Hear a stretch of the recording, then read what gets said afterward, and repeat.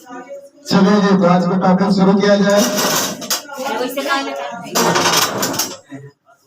चलिए देखिए, आज के टॉपिक क्या है। Good morning. फिजिक्स देख रहे थे, क्या देख रहे थे? फिजिक्स। फिजिक्स में हम लोग पिछले क्लास में बहुत सारे क्वेश्चन सीख लिए थे। प्रतिरोध सीखे, प्रतिरोधकता, वर्गकोण, प्रतिबाधा और क्या देखे थे? प्रतिघात भी देख लिए थे, चालकता भी देख लिए थे और एक गुलाम और एक एम्पियर सीख लिए थे। आगे हम लोग को सीखना है, क्या सीखना है? गतिशीलता। पिछले क्लास में एक और देखे थे, अपवाह वेग, जिसे बोला गया था ड्रिफ्ट वेलोसिटी। एक ओम में वाट, वो तो कन्वर्ट करना पड़ेगा। अगर वाट शक्ति का मात्रक है, ओम प्रतिरोध का मात्रक है। समझ में? चलिए, तो आज सीखना है गतिशीलता। शुरू हो रही है कहाँ से? गतिशीलता से।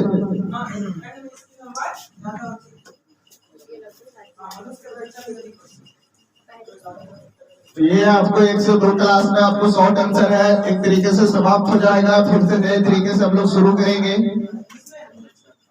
देखते हैं क्वेश्चन नंबर हम लोग पहुंच गए हैं कहाँ? 22 में। क्वेश्चन नंबर 22, इसको अंग्रेजी में बोला जाता है मोबिलिटी। मोबिलिटी, गतिशीलता। गतिशीलता क्या कहता है? पिछले क्लास में हम लोग देख लिए थे अपवाह वेग। अपवाह वेग, अपवाह वेग में पढ़े कि जब किसी धातु को परावर्तित विद्युतीय क्षेत्र से जोड़ा जाता है, जब किसी धातु को परावर्तित विद्युतीय क्षेत्र से जोड़ा जाता है, तो धातु में अल्प समय के लिए इलेक्ट्रॉन त्वरित हो जाता है।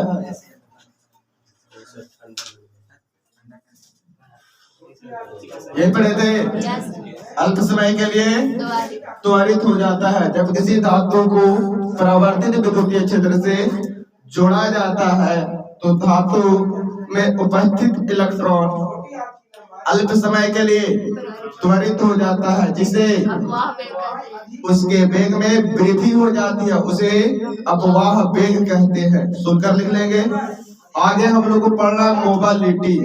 क्या पढ़ना है? मोबिलिटी का मतलब गतिशीलता। गतिशीलता में क्या कहता है?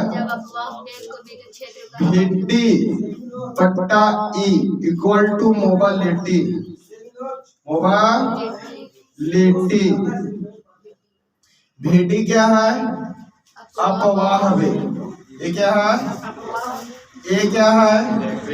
विद्युतीय क्षेत्र। बट्टा को क्या पढ़ता है हम लोग? अनुपात। और ये क्या हो गया? मोबिलिटी का मतलब गति। अब इतना कोई बतला दे तो यहाँ से बोलिए, परिभाषा लिख लेंगे। गतिशीलता का तात्पर्य यह है कि जब अपवाह और विद्युतीय क्षेत्र के अनुपात को गतिशीलता कहते हैं। हो जाएगा? अपवाह वेग और विद्युतीय क्षेत्र के अनुपात को क्या कहते हैं? गतिशीलता कहते हैं। बोलिए, याद हो गया? लिख लेंगे भी। क्या लिखना है?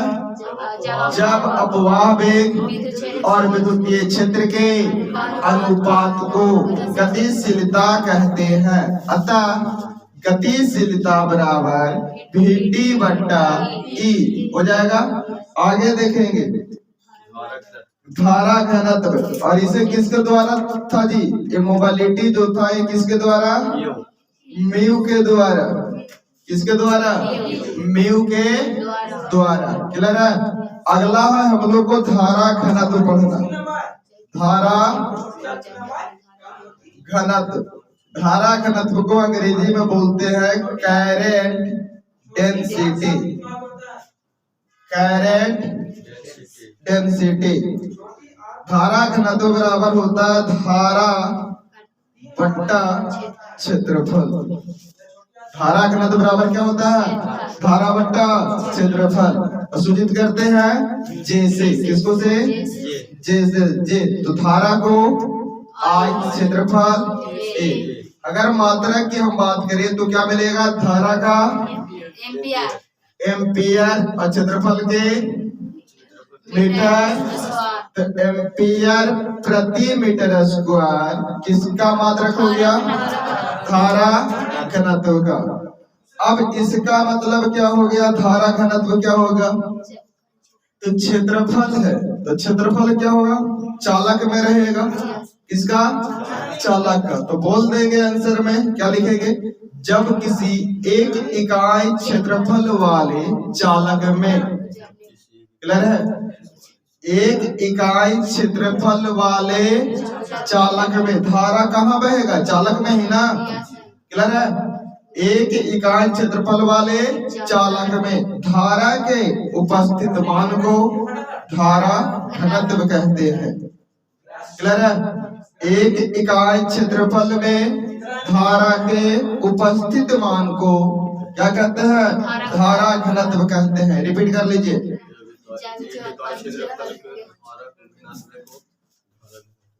रिपीट कर लेंगे। एक इकाई क्षेत्रफल वाले चालक में धारा के उपस्थित मान को क्या कहते हैं? धारा घनत्व कहते हैं। क्लियर हो गया? एक इकाई क्षेत्रफल वाले चालक में धारा के उपस्थित मान को धारा घनत्व कहते हैं। हाँ, घर पे जाके आराम से मोबाइल खोल लीजिएगा, पसंद आ रहा है? और YouTube से वीडियो को भी अगर 2 बार सुन भी लेते हैं, पसंद आ रहा है? लिखने की आवश्यकता नहीं, खाली सुन भी लेते हैं आप लोग तो सुनकर याद हो जाएगा। पसंद आ रहा है? आगे कहता है इसी में कि यदि जो चालक की बात कर दी, किसकी बात किए थे?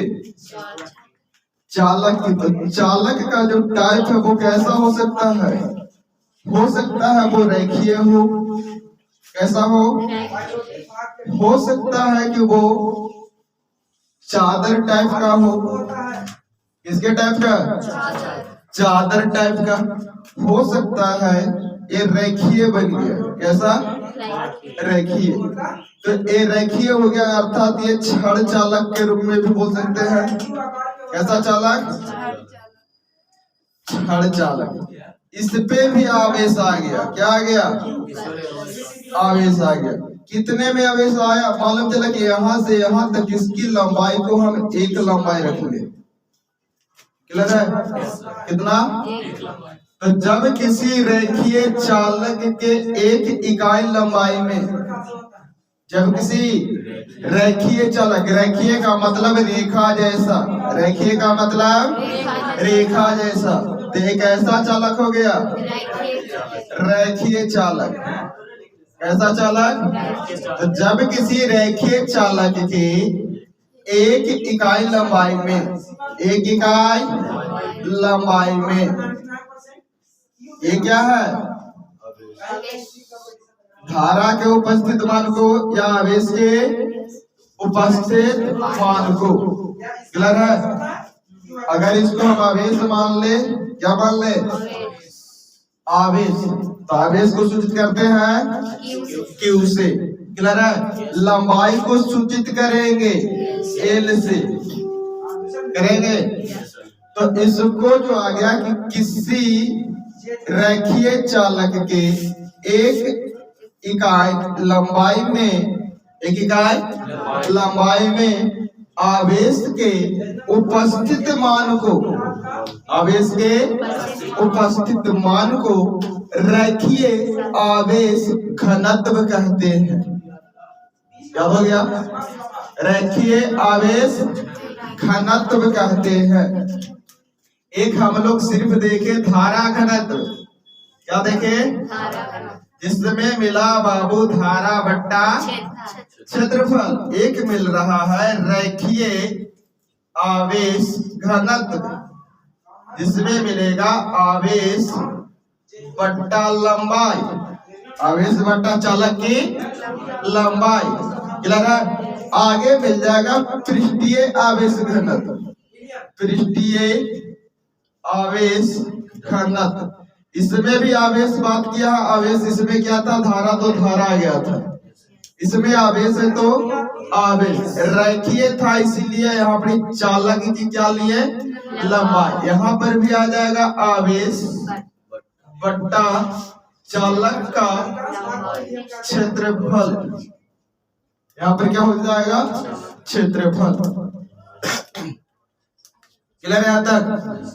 अब देखिए यहाँ पर 3 टर्म मिला कि यदि कोई तार से अगर धारा प्रवाहित होता है तो इसका जो तार का अनुप्रस्थ काट का क्षेत्रफल होगा, तो कह रहा है कि इसके एक इकाई क्षेत्रफल से, एक इकाई क्षेत्रफल से बहने वाली जो धारा का मान होगा या धारा का जो उपस्थित मान होगा, उसे हम लोग धारा घनत्व कहते हैं। याद हो गया? याद हो गया धारा घनत्व?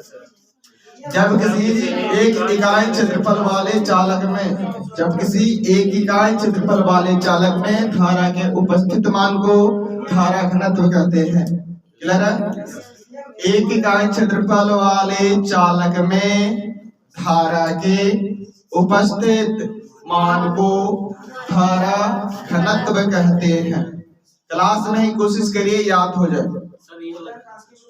दूसरा नंबर रेखीय आवेश घनत्व।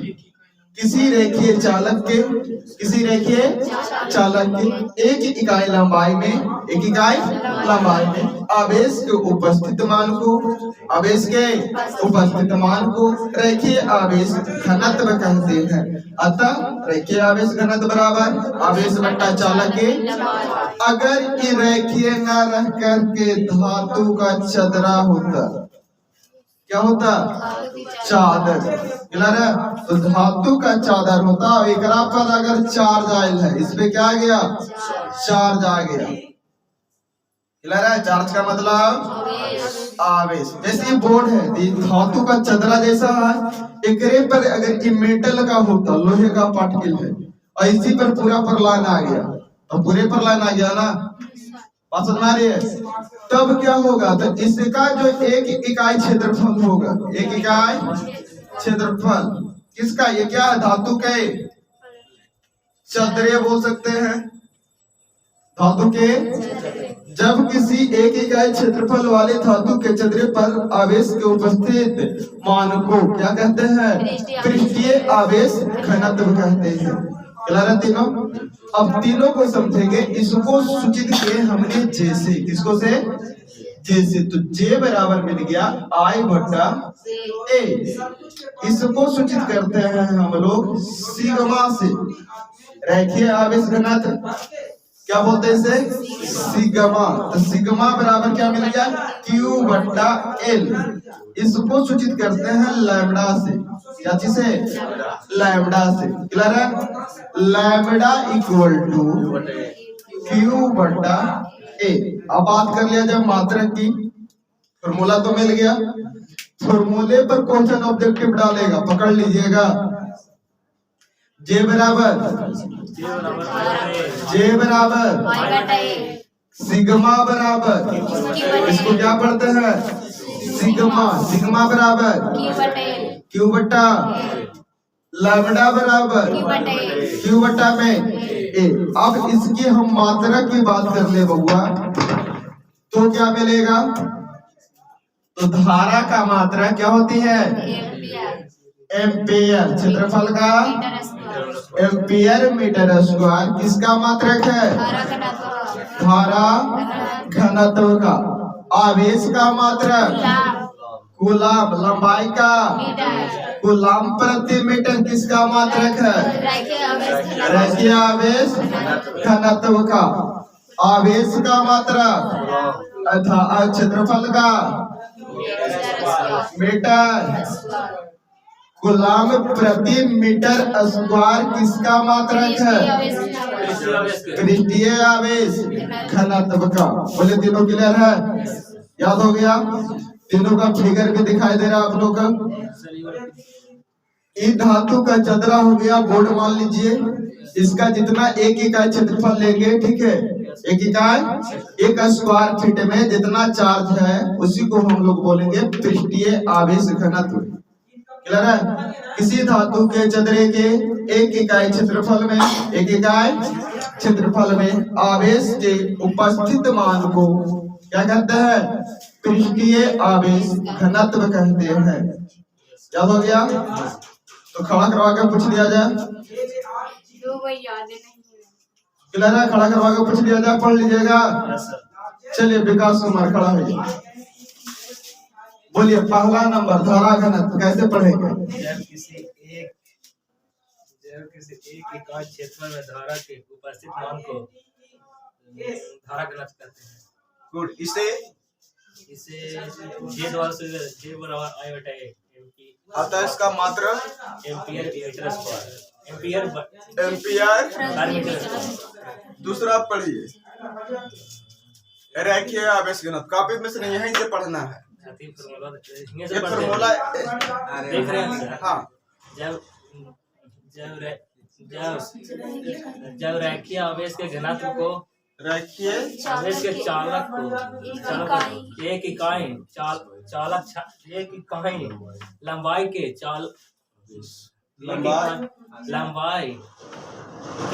क्षण चालक को,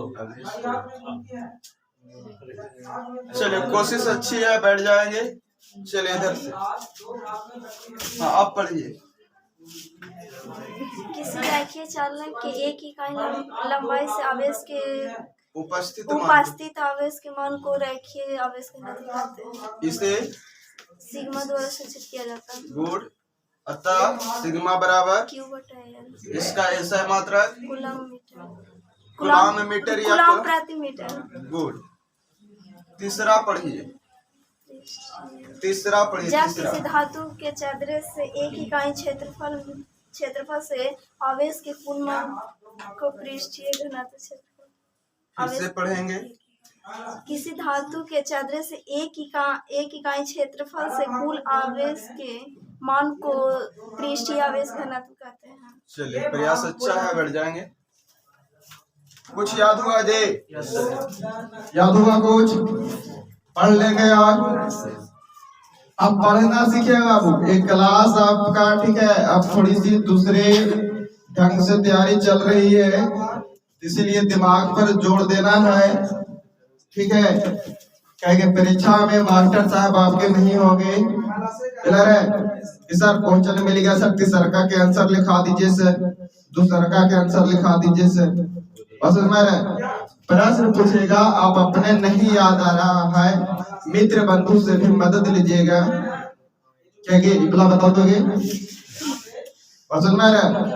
बगल वाला सहेली आपको इतना मदद कर दे रही है, जो फॉर्मूला बतला दे रही है। अच्छा, पृष्ठीय आवेश घनत्व है लैम्डा बराबर क्यू बटा ए होगा, बाकी अपने से बना के लिख लो। तो अपने से बना के लिखना होगा ना। कैसे लिखेंगे जो देख लीजिए, पुनः बदला दे रहे हैं। पहला मिल गया धारा घनत्व, तो पहला का आंसर था क्या था? किसी चालक के एक इकाई क्षेत्रफल में, क्षेत्रफल क्या चीज है यहाँ पर? धारा। धारा के उपस्थित मान को, उपस्थित मान को क्या कहते हैं? धारा घनत्व कहते हैं। बोलिए, बाकी तो यहाँ नोटेशन मिल गया। इसे अतः धारा घनत्व बराबर धारा बट्टा क्षेत्रफल, इसे जे द्वारा सूचित किया जाता है। अतः जे बराबर आई बट्टा ए मात्रक हो गया एम्पियर प्रति मीटर स्क्वायर। दूसरा में था, दूसरा का आंसर क्या था बाबू? दूसरा में था कैसे रेखीय चालक के, रेखीय चालक के एक इकाई लंबाई में आवेश के उपस्थित मान को, उपस्थित मान को रेखीय आवेश घनत्व कहते हैं। क्लियर है? इसे सिग्मा द्वारा सूचित किया जाता है, अतः सिग्मा बराबर क्यू बटा में एल। हो गया। तीसरा मिला, कौन सा? तीसरा आंसर बाबू, किसी धातु के चदरे के, धातु के चदरे के, अच्छा तो देना, एक इकाई क्षेत्रफल में, एक इकाई क्षेत्रफल में, क्लियर है? आवेश के उपस्थित मान को क्या कहते हैं? पृष्ठीय आवेश घनत्व कहते हैं। पृष्ठीय आवेश घनत्व कहते हैं। बोलो, घनत्व से आप पूछेगा, बना दीजिएगा। ठीक ठाक है? आगे देखिएगा, आगे देखा जाए विद्युत वाहक बल। आगे क्या है? विद्युत वाहक बल। यहाँ तक है, आप वीडियो को स्क्रीनशॉट ले लीजिएगा, ठीक है?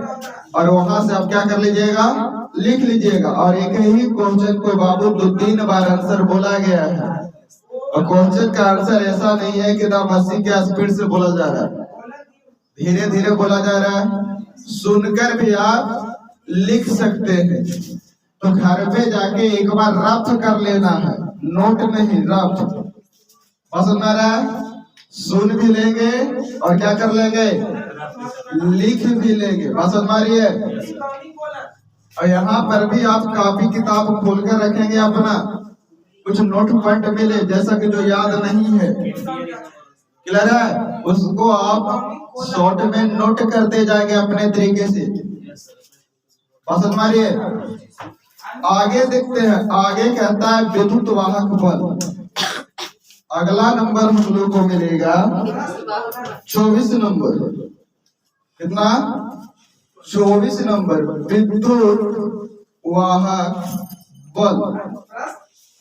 विद्युत वाहक बल, इसको शॉर्ट में हम लोग EMF के द्वारा सूचित करते हैं। क्लियर है? ये क्या होता है? Electromotive force. Electromotive force, magnetic नहीं, मोटिव, इलेक्ट्रोमोटिव फोर्स। ये क्या कहता है? इसको सर्किट ले लिए, क्या ले लिए? सर्किट ले लिए इस प्रकार।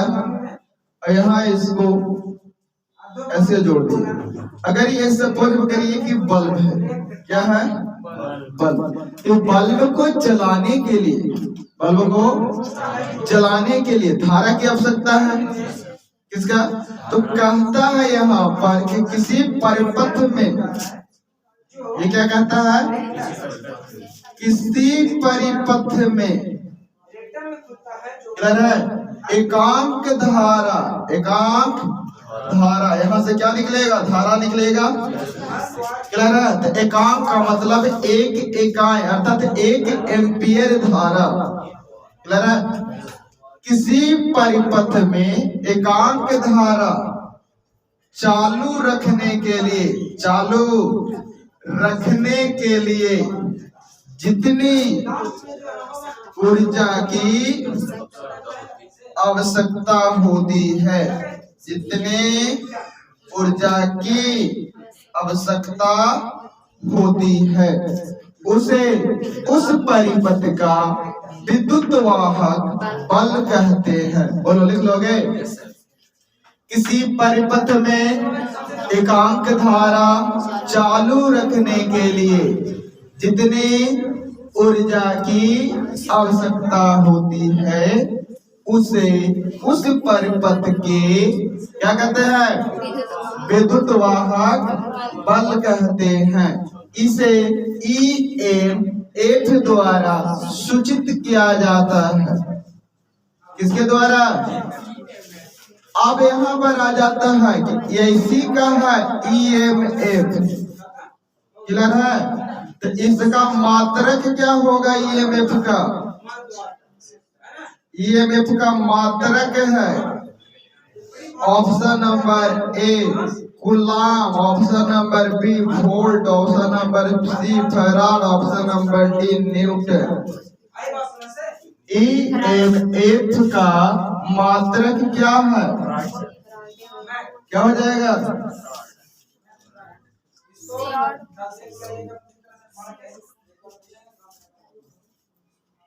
ओम का नियम पढ़े हो, V बराबर आई आर, V बराबर, तो यही जो है, ठीक है, इसका कौन सा आंसर हो जाएगा? B number. कौन सा? मात्रक में दिक्कत हो रहा है, इसको 4 तारीख से बाबू फिर से आपको क्लास चलेगा, जेकरा में बेसिक प्रॉपर्टी मिलेगा कि मात्रक कैसे सुधार करेंगे। तो तुम्हारा दिक्कत का हो रहा है, बोले ये क्लियर हो गया? अगला देखेंगे सेल का आंतरिक प्रतिरोध। सेल का आंतरिक प्रतिरोध, प्रतिरोध तो पढ़ा दिया गया जी, प्रतिरोध पढ़ लिया ना? प्रतिरोध पढ़ लिए कि जब किसी चालक से धारा के प्रवाह में क्या करता है, जो बाधा उत्पन्न करता है या धारा को जाने से रोकता है, उसे उस चालक का प्रतिरोध कहते हैं। इसे आर द्वारा सूचित किया जाता है।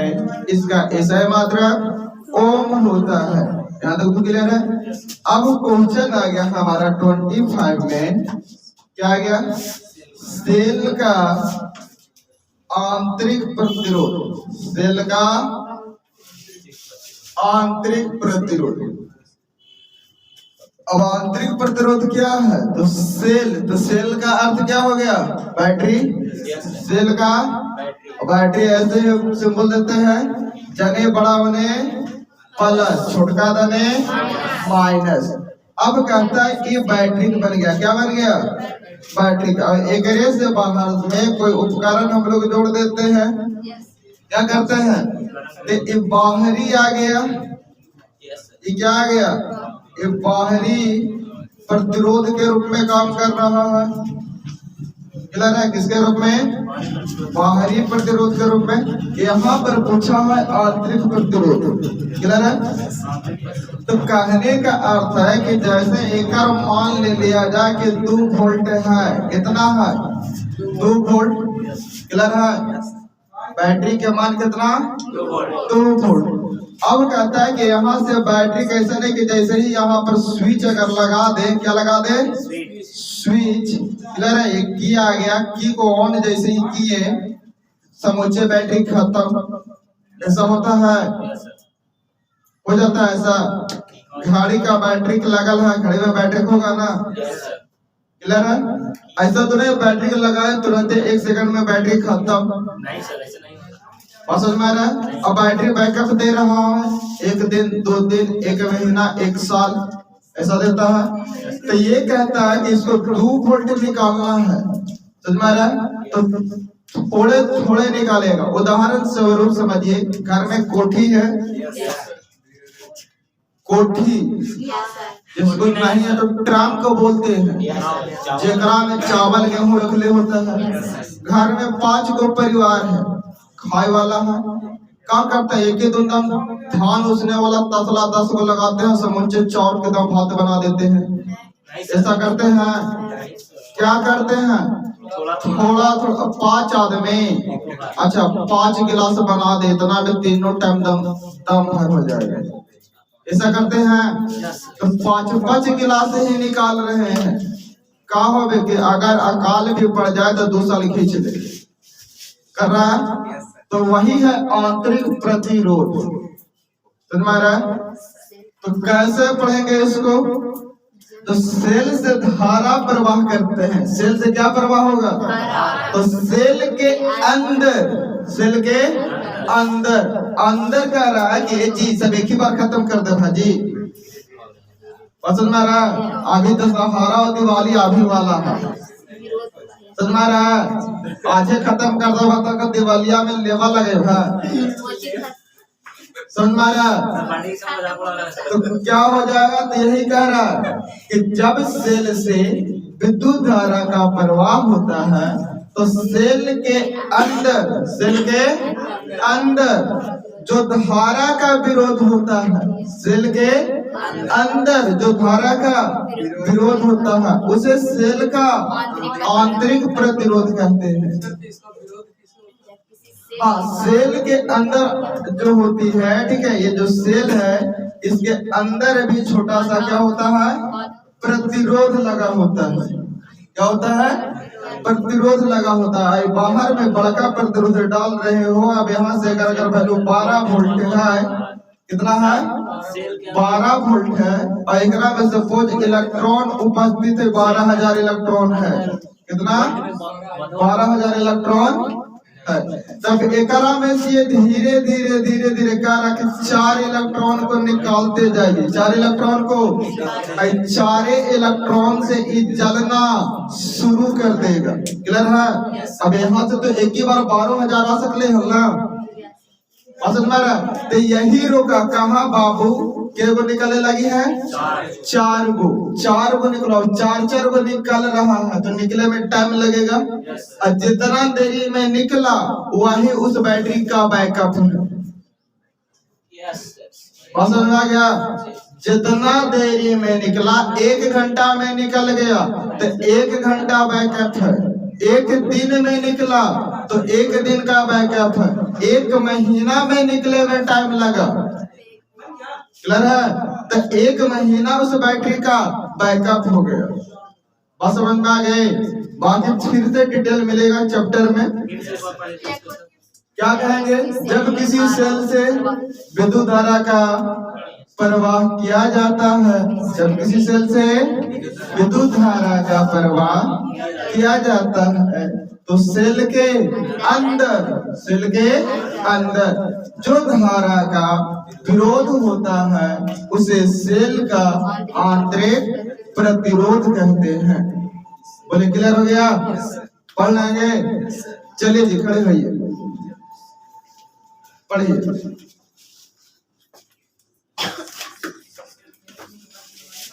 जब किसी सेल के आंतरिक प्रतिरोध होता है उसे सेल का। कितना ध्यान से आप लोग सुन पा रहे हैं पता चलेगा। चलिए बैठ जाइए, चलिए खड़ा होइए आप।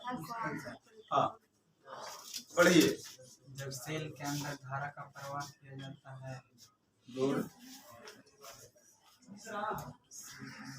सेल के अंदर धारा का प्रवाह किया जाता है तो सेल का विरोध होता है। कहाँ विरोध होता है? अंदर किसका विरोध होता है? अभी यही चीज तो बोले बाबू। जब सेल से क्या बोला गया जी? जब सेल से जब सेल से क्लियर है? विद्युत धारा का प्रवाह होता है तो सेल के अंदर धारा का जो विरोध होता है, धारा का जो विरोध होता है उसे सेल का आंतरिक प्रतिरोध कहते हैं। और यदि सेल से विद्युत धारा प्रवाह होते हैं और सेल के बाहर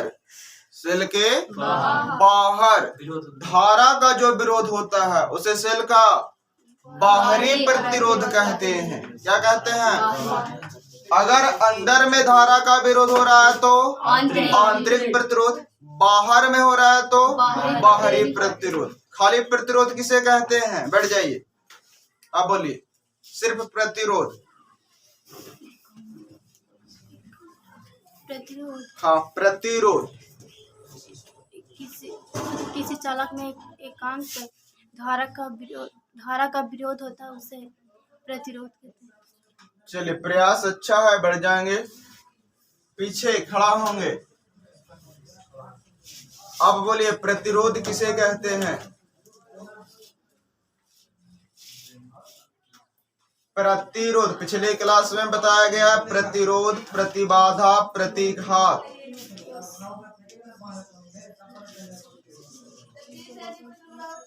बतलाया गया ना जी, जब किसी चालक से विद्युत धारा को प्रवाह करने पर जो धारा के प्रवाह में बाधा उत्पन्न करता है उसे प्रतिरोध कहते हैं। बढ़ जाएंगे।